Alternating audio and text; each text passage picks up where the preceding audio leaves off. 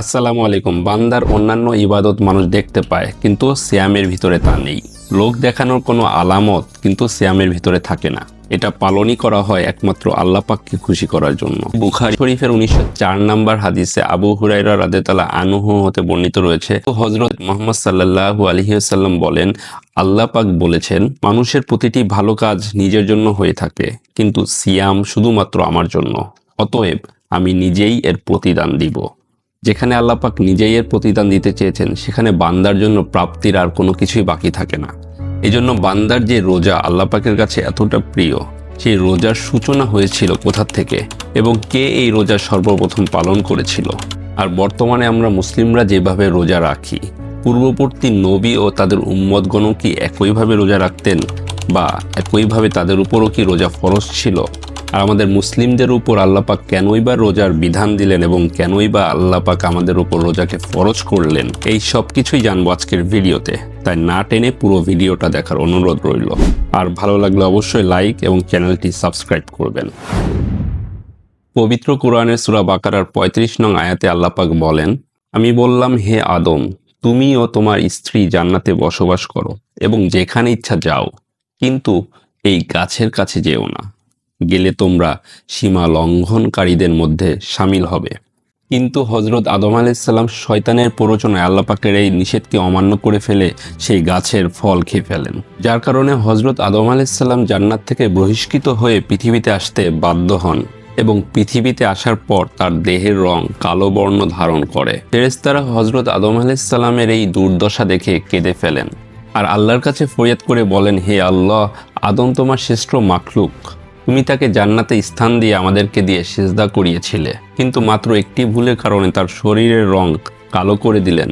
তখন আল্লাহ পাক ফেরেশতাদের এই প্রার্থনার পরিপ্রেক্ষিতে হযরত আদম আলাইহিসসালামের কাছে ওহী পাঠালেন এবং চন্দ্র মাসের 13, 14, 15 তারিখে রোজা পালন করার নির্দেশ দিলেন। আদম আলাইহিসসালাম তাই করলেন, ফলে তার দেহের রং আবার উজ্জ্বল হয়ে যায়। এখান থেকে প্রতি আরবি মাসের এই 3টি দিন 13, 14, 15 তারিখকে আয়ামে বীজ বা উজ্জ্বল দিনসমূহ নামে অভিহিত করা হয়। আর মূলত সেই সময় থেকেই হযরত আদম আলাইহিসসালামের মাধ্যমেই রোজার প্রচলন শুরু হয়। সর্বশেষ নবী হযরত মুহাম্মদ সাল্লাল্লাহু আলাইহি ওয়াসাল্লাম ও তার উম্মতদের উপরেই যে আল্লাহ পাক রোজাকে ফরজ করেছিলেন, বিষয়টা কিন্তু এমন নয়, বরং পূর্ববর্তী নবী ও উম্মতদের উপরেও যে আল্লাহ পাক রোজাকে ফরজ করেছিলেন, সেটাই কিন্তু আল্লাহ পাক পবিত্র কোরআনের সূরা বাকারার 183 নম্বর আয়াতে পরিষ্কার করে বলেছেন, হে ঈমানদারগণ, তোমাদের উপর রোজা ফরজ করা হয়েছে, যেরূপ ফরজ করা হয়েছিল তোমাদের পূর্ববর্তী লোকদের উপর, যেন তোমরা ফরেজগারি অর্জন করতে পারো। তবে আগেকার নবী ও তাদের উম্মতদের রোজা পালনের মধ্যে কিন্তু পদ্ধতিগত ভিন্নতা ছিল। নবী নূহ আলাইহিসসালামের যুগেও কিন্তু রোজার বিধান ছিল। তিনি পহেলা শাওয়াল ও 10 জিলহজ ছাড়া গোটা বছরই রোজা রাখতেন। সুনান ইবনু মাজার 1714 নং হাদিসে আব্দুল্লাহ ইবনু আমর রাদিয়াল্লাহু আনহু হতে বর্ণিত, তিনি বলেন, আমি রাসূল সাল্লাল্লাহু আলাইহি ওয়াসাল্লামকে বলতে শুনেছি, নূহ আলাইহিসসালাম ঈদুল ফিতরের দিন ও ঈদুল আজহার দিন ব্যতীত সারা বছর রোজা রাখতেন। হযরত মুসা আলাইহিসসালাম তার উপর তাওরাত নাজিলে পূর্বে তিনি তুর পাহাড়ে গেলেন। সেখানে আল্লাহ পাক তাকে 30 দিন রোজা থাকার নির্দেশ দিলেন। সে সময় কিন্তু রোজা পালনের পদ্ধতি ছিল চুপ থাকা বা মৌনতা অবলম্বন করা।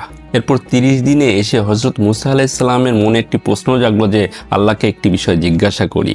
তিনি যখন আল্লাহ পাকের কাছে প্রশ্ন করলেন, তখন আল্লাহ পাক বললেন, মুসা, তোমার 30 দিন এখনো পূর্ণ হয়নি, তোমাকে আরো 10 দিন থাকতে হবে। এভাবে করেই হযরত মুসা আলাইহিসসালাম তাওরাত নাজিলের পূর্বে 40 দিন রোজা ছিলেন, আর পরবর্তীতে তার কওমরাও তাকে অনুসরণ করে রোজা পালন করেছেন। সহিহ বুখারী 3943 নং হাদিসে হযরত আব্বাস রাদিয়াল্লাহু আনহু বর্ণনা করেন, নবী করিম সাল্লাল্লাহু আলাইহি ওয়াসাল্লাম মদিনায় হিজরত করে এসে ইহুদীদের আশুরার দিন মুহররমের 10 তারিখ রোজা অবস্থায় দেখতে পেলেন। তিনি তাদের জিজ্ঞাসা করলেন, আজকে তোমাদের কিসের রোজা? তারা বলল, এই সেই মহান দিন যেদিন মহান আল্লাহ তাআলা হযরত মুসা আলাইহিসসালাম ও তার কওমকে মুক্ত করেছিলেন আর ফেরাউন ও তার জাতিকে ডুবিয়ে মেরেছিলেন। ফলে শুকরিয়া স্বরূপ মুসা আলাইহিসসালাম ওই দিন রোজা রেখেছিলেন, তাই আমরা আজকে ওই রোজা করছি। পূর্ববর্তী নবীগণের মধ্যে আল্লাহ পাকের নিকট দাউদ আলাইহিসসালামের রোজা অধিক প্রিয় ছিল।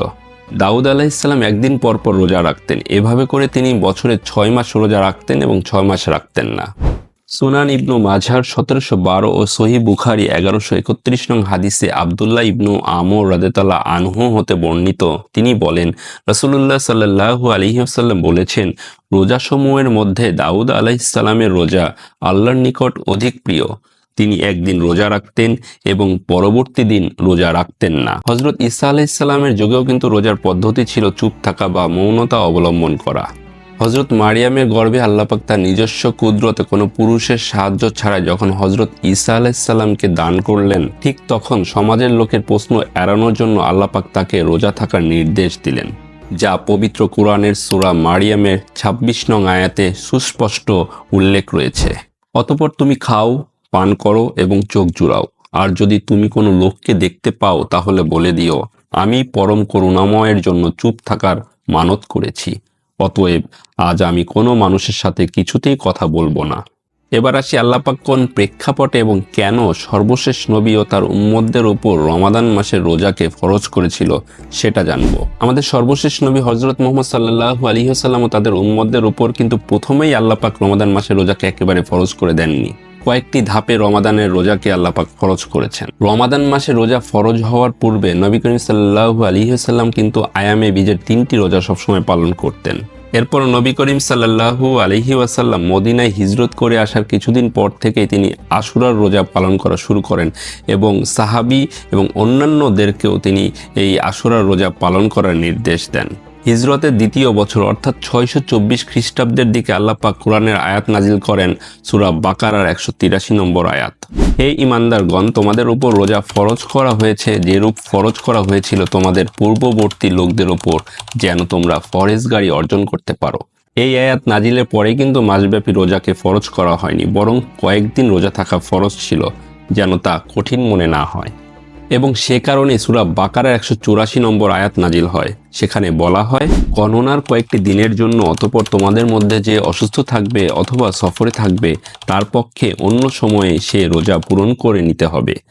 আর এটি যাদের জন্য অত্যন্ত কষ্টদায়ক হয় তারা এর পরিবর্তে একজন মিসকিনকে খাদ্য দান করবে।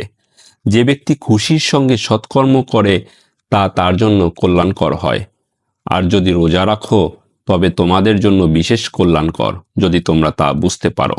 শরীয়ত বিশেষজ্ঞরা বলেন, ইসলামের শুরুতে কিন্তু রোজা অথবা ফিদিয়া এই যে কোনো একটি বেছে নেওয়ার সুযোগ করে দেওয়া হয়েছিল। এ ব্যাপারে তারা স্বাধীন ছিলেন। যেমন মাআজ ইবনে জাবাল রাদিয়াল্লাহু আনহু বলেন, প্রথম দিকে যার ইচ্ছা রাখত, যার ইচ্ছা না রেখে মিসকিনকে খাদ্য দান করত। কিন্তু পরে এই সুযোগ রহিত হয়ে যায় যখন নাজিল হয় রমজানে রোজা রাখার অপরিহার্য বিধানের আয়াত। রমজান মাসই হলো সে মাস যাতে নাজিল করা হয়েছে কোরআন, যা মানুষের জন্য হেদায়েত ও সত্যপথ যাত্রীদের জন্য সুস্পষ্ট পথনির্দেশ আর ন্যায় ও অন্যায়ের মাঝে পার্থক্য বিধানকারী। কাজেই তোমাদের মধ্যে যে লোক এ মাসটি পাবে সে এ মাসের রোজা রাখবে। সূরা বাকারা আয়াত 185। এজন্য মহান রব্বুল আলামিন শুরুতেই যেন বান্দার উপর কষ্ট হয়ে না যায় এজন্য ধাপে ধাপে রোজাকে বান্দার উপর ফরজ করেছেন। আর সর্বশেষ হচ্ছে রোজাকে আল্লাহ রব্বুল আলামিন কেন বান্দাদের উপর ফরজ করলেন এটা বলেই আজকের এপিসোডটা শেষ করব। পবিত্র কোরআনের সূরা বাকারার 183 নম্বর আয়াতে মহান রব্বুল আলামিন কেন বান্দার উপর রোজাকে ফরজ করা হয়েছে সে ব্যাপারে পরিষ্কার করে দিয়েছেন। হে ঈমানদারগণ, তোমাদের উপর রোজা ফরজ করা হয়েছে যেরূপ ফরজ করা হয়েছিল তোমাদের পূর্ববর্তী লোকদের উপর, যেন তোমরা ফরেজগারি অর্জন করতে পারো। আর এখান থেকে পরিষ্কার বোঝা যায় যে রোজাকে আল্লাহ পাক বান্দার উপর ফরজ করেছেন বান্দা যেন পরিপূর্ণ তাকওয়া অর্জন করতে পারে। পরিশেষে আল্লাহ রব্বুল আলামিন যেন আমাদেরকে রমাদানের জন্য কবুল করে এবং রমাদানের পূর্ণ রোজা রাখার তৌফিক দান করে। আল্লাহ হাফেজ।